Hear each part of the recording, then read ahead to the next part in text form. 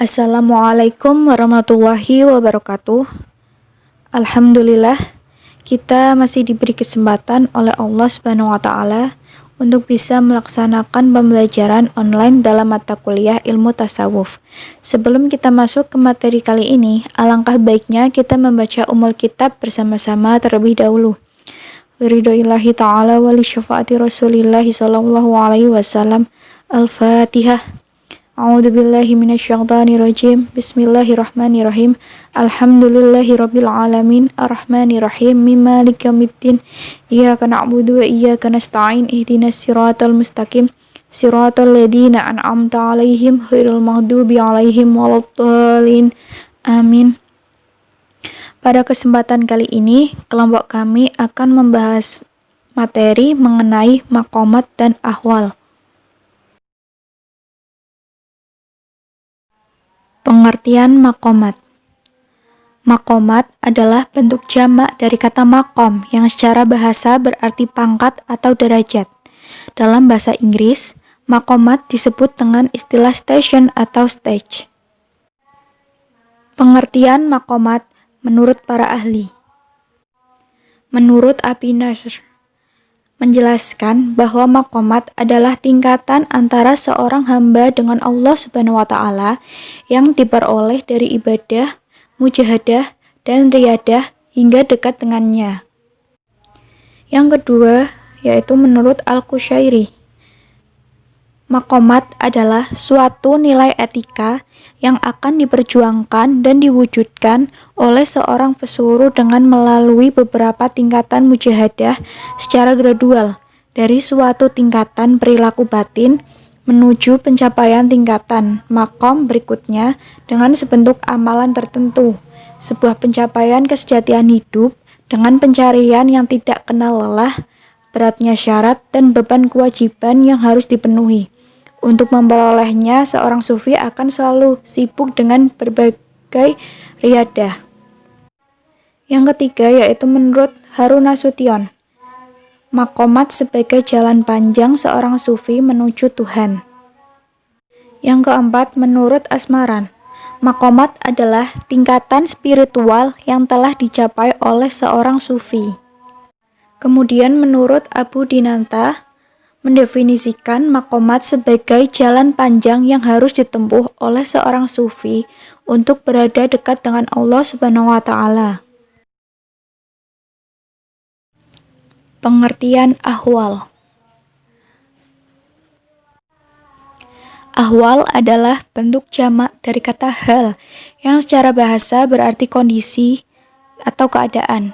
Menurut istilah ilmu tasawuf, hal berarti perasaan yang menggerakkan dan memengaruhi hati yang disebabkan karena bersihnya zikir. Pengertian ahwal menurut para ahli. Yang pertama menurut Abi Nasr, ahwal adalah keadaan atau kondisi hati. Yang kedua menurut Al-Qushairi, ahwal adalah makna, nilai atau rasa yang hadir dalam hati secara otomatis tanpa unsur kesengajaan, upaya, latihan, dan pemaksaan. Keadaan-keadaan tersebut adalah pemberian. Keadaan tersebut ibarat kilat, sebuah rasa, nilai, atau getaran yang menguasai hati, kemudian hilang. Menurut Al-Halim Mahmud, ahwal adalah angin rohani yang bertiup dengan lembut di atas orang yang menempuh jalan, yang sekejap saja menyegarkan jiwa sang pelaku jalan spiritual, kemudian berlalu dengan meninggalkan wewangian, lalu roh akan merindukan kembali untuk menghirup wewangian yang menyegarkan tersebut. Selanjutnya, menurut Arifai Siregar, bahwa ahwal adalah situasi kejiwaan yang diperoleh seorang sufi sebagai karunia Allah, bukan dari hasil usahanya. Dengan demikian, ahwal diartikan sebagai keadaan jiwa seorang sufi sebagai hadiah yang membahagiakan dari Tuhan dan diperoleh ketika sufi tersebut sedang menempuh perjalanan spiritual atau maqamat. Macam-macam maqamat dalam ilmu tasawuf. Yang pertama yaitu taubat. Taubat adalah memohon ampun kepada Allah atas segala kesalahan yang telah dilakukan pada saat yang lampau dan berjanji dengan sungguh-sungguh untuk tidak mengulangi perbuatan dosa-dosa tersebut dan dibarengi dengan melakukan kebajikan yang dianjurkan oleh Allah. Taubat memiliki beberapa tingkatan. Yang pertama, taubat tingkat rendah. Yang kedua, taubat tingkat menengah.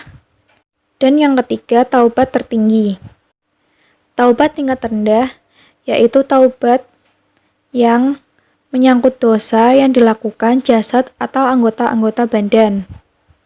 Taubat tingkat menengah yaitu taubat yang terhadap pangkal dosa-dosa seperti taubat dari sifat dendam, sombong, iri, ria, pamer, dan lainnya.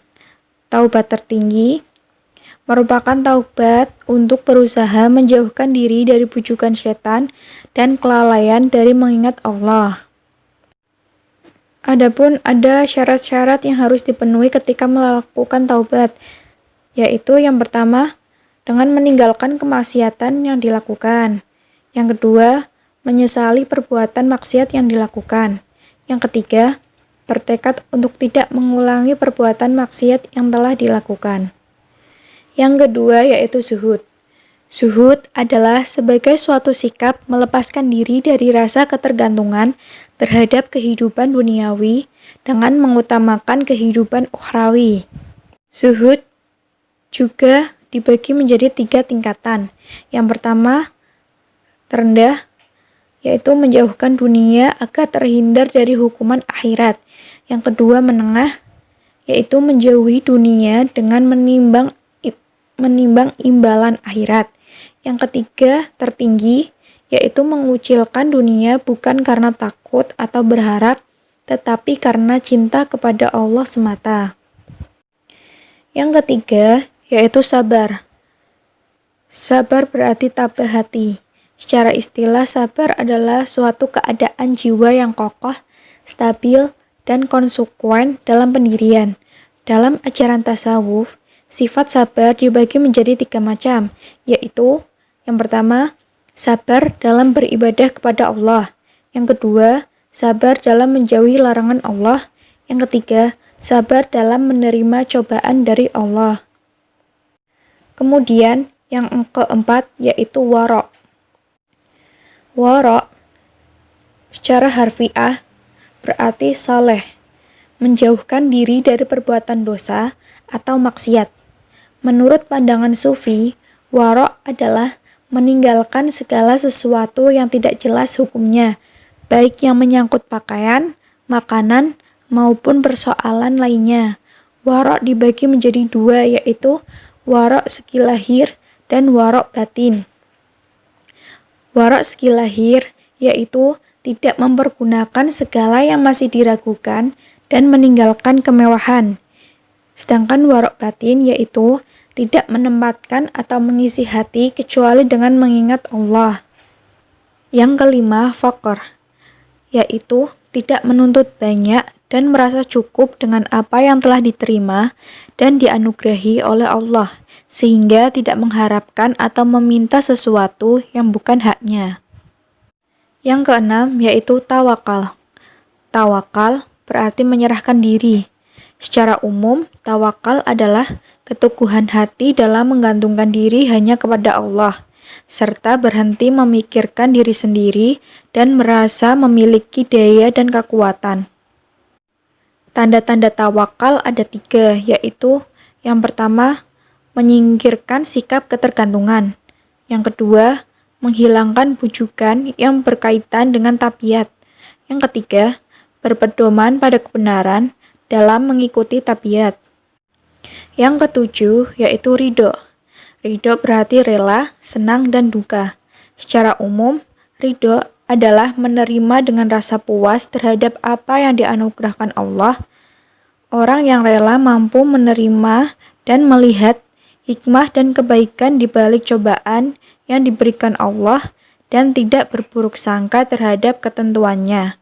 Ridho memiliki 2 sudut pandang, yaitu yang pertama, terarah kepada perbuatan Allah. yang dimana seorang hamba merasa ridho terhadap perbuatan Allah yang menetapkan terjadinya segala sesuatu. Yang kedua, terarah kepada kejadian yang diputuskan, yaitu terhadap musibah itu sendiri. Artinya, seseorang harus merasa ridho dengan musibah yang diberikan oleh Allah. Yang ke-8 yaitu mahabbah. Mahabbah berasal dari kata ahabah, yuhibu, mahabbatan, yang berarti mencintai secara mendalam. Mahabbah adalah cinta abadi kepada Allah yang melebihi cinta kepada siapapun dan apapun.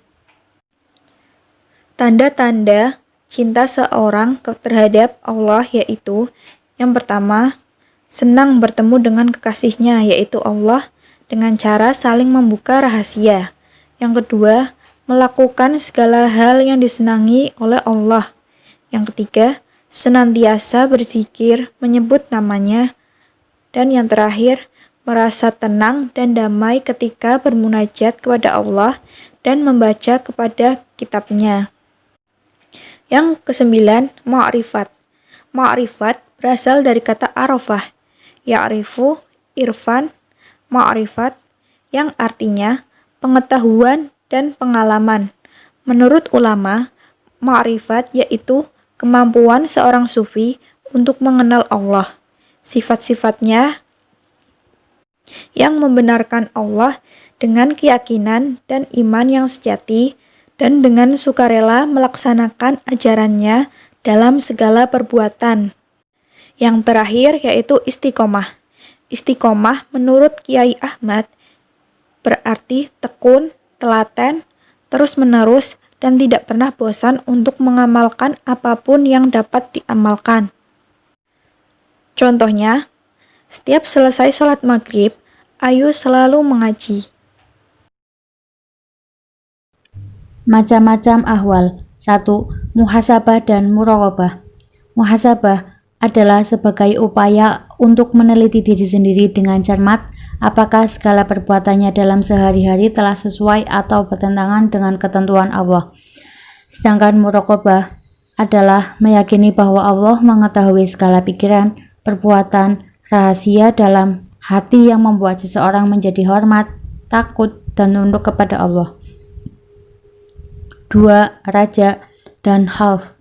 Raja adalah berharap atau perasaan hati yang senang karena menanti sesuatu yang diinginkan atau disenangi. Raja menuntut 3 perkara, yaitu cinta pada apa yang diharapkannya, takut harapannya hilang, dan berusaha untuk mencapainya.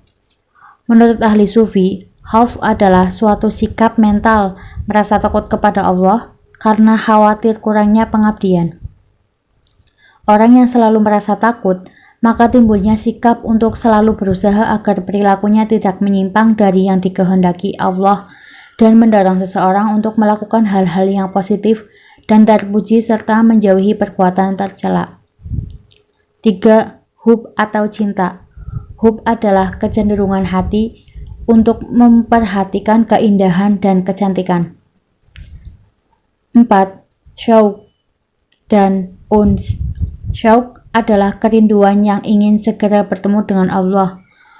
Uns adalah sifat merasa selalu berteman, tidak pernah merasa sepi. Orang-orang yang intim atau yang merasakan uns terbagi menjadi 3 kondisi, yaitu seorang hamba yang merasakan sukacita berzikir mengingat Allah dan merasa gelisah di saat lalai, merasa senang di saat berbuat ketaatan, dan gelisah berbuat dosa.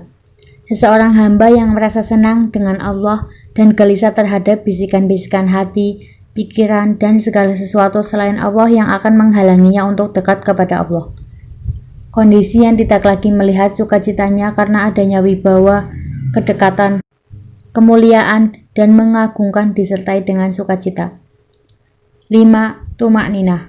Tumakninah adalah rasa tenang, tidak ada rasa was-was atau khawatir. Tidak ada yang dapat mengganggu perasaan dan pikiran, karena ia telah mencapai tingkat kebersihan jiwa yang paling tinggi. Tumakninah dibagi menjadi 3 tingkatan, yaitu 1. Ketenangan bagi kaum awam. Artinya ketenangan ini didapatkan ketika seorang hamba berzikir. Mereka merasa tenang karena doa-doanya terkabulkan. 2. Ketenangan bagi orang-orang khusus, artinya dalam tingkatan ini mereka merasa tenang karena mereka rela, senang atas keputusan Allah, sabar atas cobaannya, ikhlas dan takwa. 3. Ketenangan bagi orang-orang yang paling khusus, artinya mereka mendapatkan ketenangan karena mereka mengetahui bahwa rahasia-rahasia hati mereka tidak sanggup merasa tentram kepada Allah dan tidak bisa tenang kepadanya karena kewibawaan dan keagungannya. 6. Musyahadah. Secara harfiah, musyahadah adalah menyaksikan dengan mata kepala. Secara terminologi tasawuf, musyahadah adalah menyaksikan secara jelas dan sadar apa yang dicari atau penyaksian terhadap kekuasaan dan keagungan Allah. Demikian yang dapat kelompok kami presentasikan. Kurang lebihnya mohon maaf. Wassalamualaikum warahmatullahi wabarakatuh.